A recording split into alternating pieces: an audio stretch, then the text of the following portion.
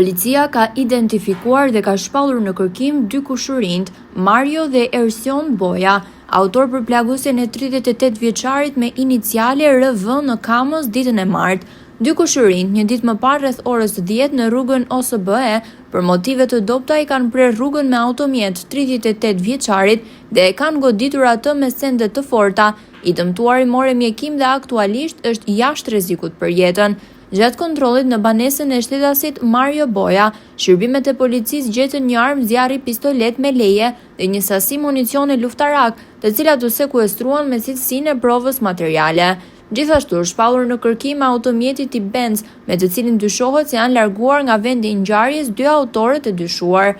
Policia njofton se vijon puna për kapjen e dy shtetasve të shpallur në kërkim, për gjetjen e automjetit për dokumentimin ligjor të rastit.